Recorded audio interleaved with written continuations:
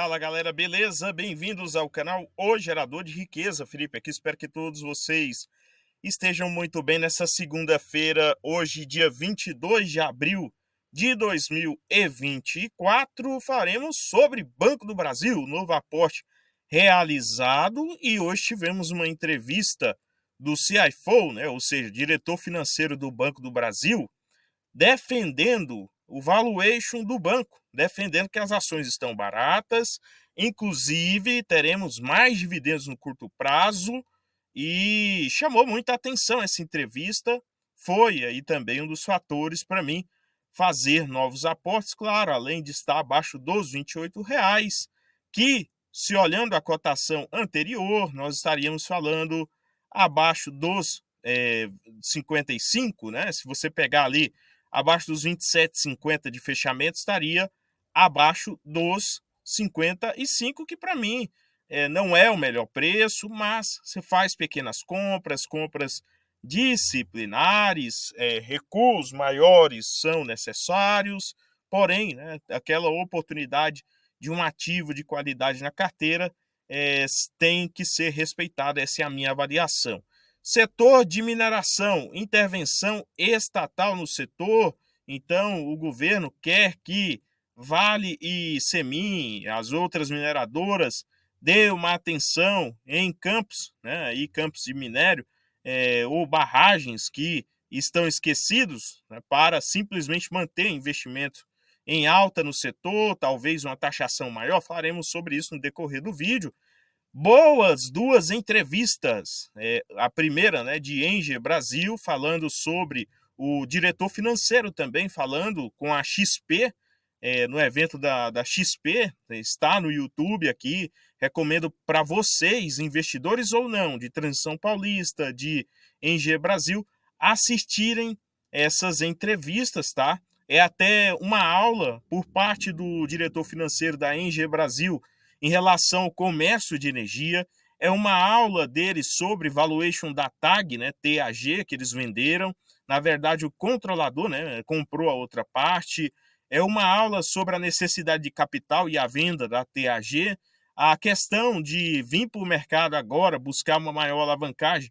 Porém, por não ter vencido o leilão de transmissão agora, né, eles estavam esperando, como a Eletrobras venceu boa parte, eles devem destravar dividendos. Então, vale a pena assistir essa entrevista. A outra entrevista é do diretor financeiro também da Transição Paulista, falando sobre dividendos que serão mantidos, questão de investimentos, questão do crescimento da empresa e tudo mais, tá? Antes, mercado agora vê Selic a 9,75 no fim de 2024, com piora no cenário. Então, aí está, né, os agentes do mercado acreditam em projeção no dólar na casa de 5 para 5,10. Acredito que fazer projeções nesse sentido é muito difícil, tá? O mercado ele vira no momento, e depois você tem uma recessão, você tem uma crise, você pode ter um outro fator, você tem um presidente lá fora com um viés mais conservador ganhando, ou com um viés progressista ganhando. Você tem dois tipos diferentes, né? Um com maior estímulo, o outro com maiores cortes de gastos. Então, tudo isso tem que ser pensado, não dá para ficar aqui debatendo um ou outro número, sendo que há algumas reações que não tem como prever, né? São atípicas. Então, a questão de recessão, um comentário aqui, se eu não me engano, do investidor Ronaldo Maier, investidor aqui, um dos primeiros inscritos do canal.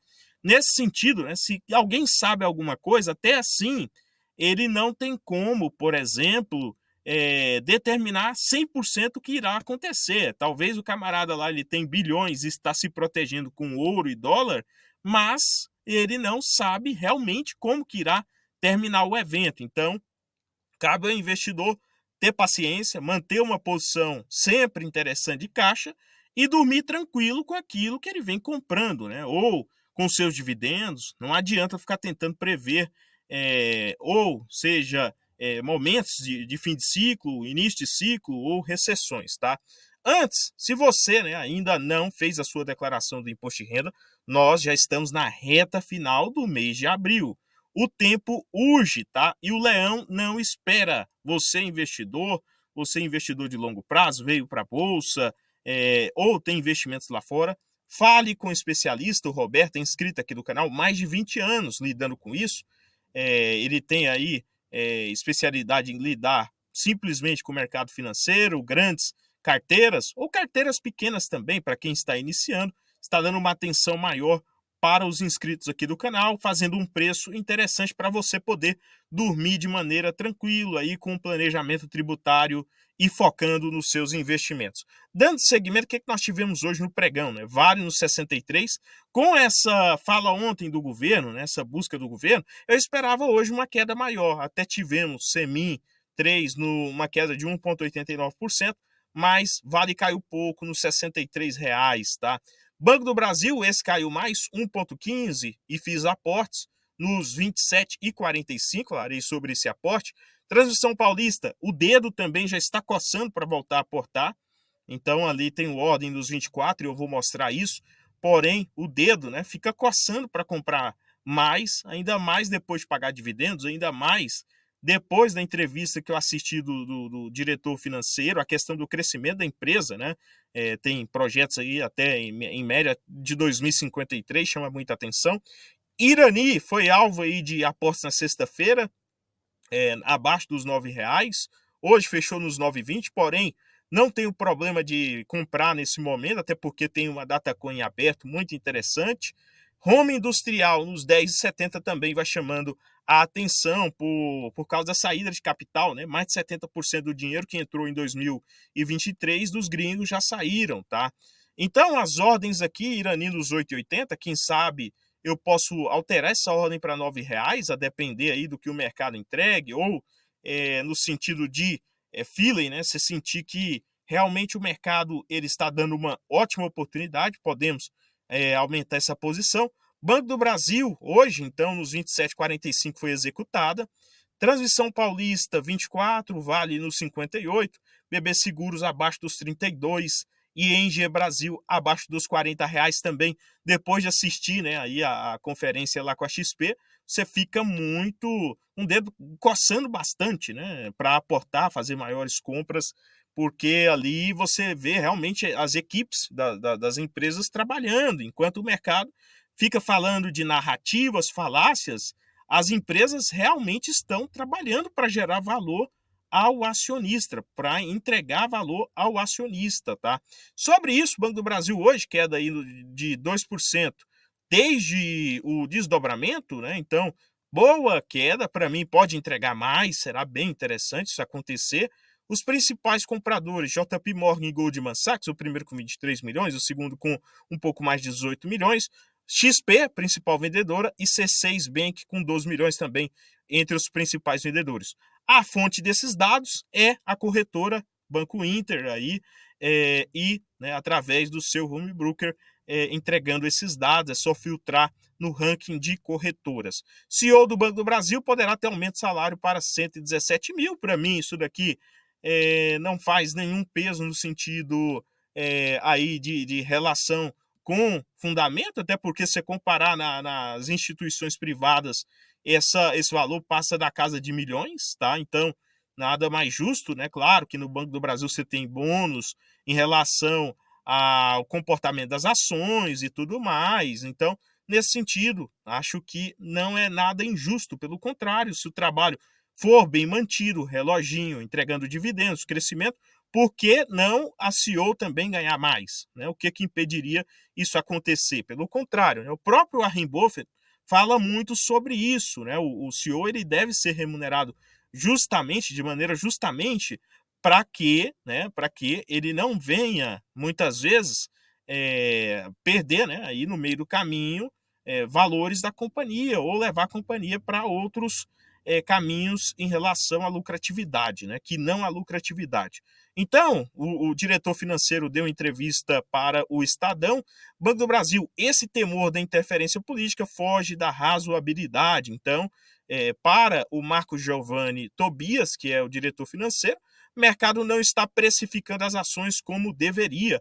E eu concordo em certa medida com ele, porém, é importante lembrar que não tem fluxo, não tem fluxo. Você tem aí os juros DI pagando relativamente bem, né, para os grandes fundos, Você tem aí também ainda CDI entregando um bom indicador para os grandes fundos, e o gringo lá fora, né, ele está alocado em treasuries americanas, as ações americanas em alta histórica recente, né, máxima, as ações de tecnologia. Então, a fuga de capital, além agora, né, recente, desse temor entre Irã e Israel, Ucrânia e Rússia, entre outros, Israel e Palestina e etc., faz com que o petróleo suba, faz com que o próprio dólar suba e a busca pelo ouro. Então não tem capital nem para as blue chips brasileiras no sentido de entrada, né? Então muito interessante para quem? Para o investidor pessoa física que quer tirar de circulação. Ele defende aqui, né, em relação à fala dele, depois que o Banco Central mudou a regulamentação do risco operacional, nós fizemos uma proposta para o Conselho de Administração para aumentar o payout e a medida foi aprovada. A demanda veio especificadamente do minoritário, ou seja, do pequeno investidor, pessoa física. Isso significa que houve interferência política do minoritário sobre o Banco do Brasil? Não, afirma aí o diretor financeiro. Então, bem interessante esse movimento, buscando também aí remunerar bem o seu acionista, tá? E ele defende aqui, né, em mais partes do texto, a questão, nós já falamos aqui do PL de 4,7 vezes, e por mais que a taxa de juros caiu, a questão da tesouraria, né, está entregando bons resultados, você tem uma entrega também, uma entrega superior no sentido de entrega daqueles valores do guidance do início do ano, tá? Por último, o governo Lula planeja nova política de mineração para forçar exploração de minas, tá? Então, muito cuidado com isso aqui, pessoal. Nós tivemos algumas atitudes em relação ao governo, né, no segmento elétrico, nós tivemos agora essa fala no segmento agora de mineração. Porém, né, tudo isso também envolve capital político, tá? Tem que ter muito cuidado nesse sentido, porque envolve capital político e se isso vai ou não prosperar. Cabe ao investidor manter a paciência no médio prazo, não vender simplesmente porque isso e aquilo e aquele outro, sendo que a Vale continua produzindo bastante, né, e vendendo bastante ao exterior, a CSN Mineração da mesma forma, a Gerdau, né, sofreu agora com chineses e agora parece ter tido um fôlego, também mantém, né, aí no médio prazo a sua qualidade. Então, nós tivemos queda hoje em CSN Mineração, 1,89, abaixo dos R$ 5. Vamos discutindo novos aportes. Longe disso, né, deve entregar dividendos agora em junho.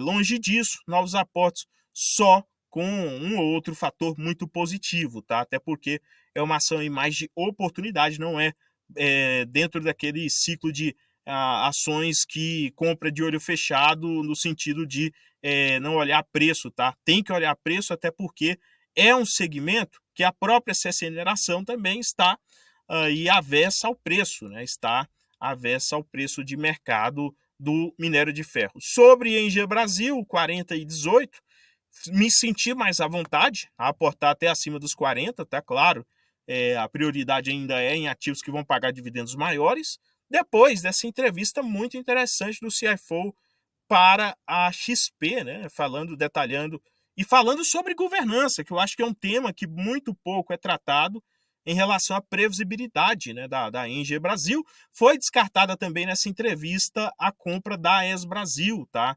Então, acho que vale a pena vocês assistirem e assistirem também a parte da transição paulista, que para mim fica muito bem claro que são empresas para manter uma carteira de longuíssimo prazo. Mas, pessoal, o vídeo não representa uma recomendação de compra ou venda de ativos. Se você gostou do conteúdo e é a sua primeira vez, inscreva-se. Se já está aqui há mais tempo, comente a sua opinião, a sua posição em relação aos ativos ou ativos que você está comprando, se está fazendo caixa.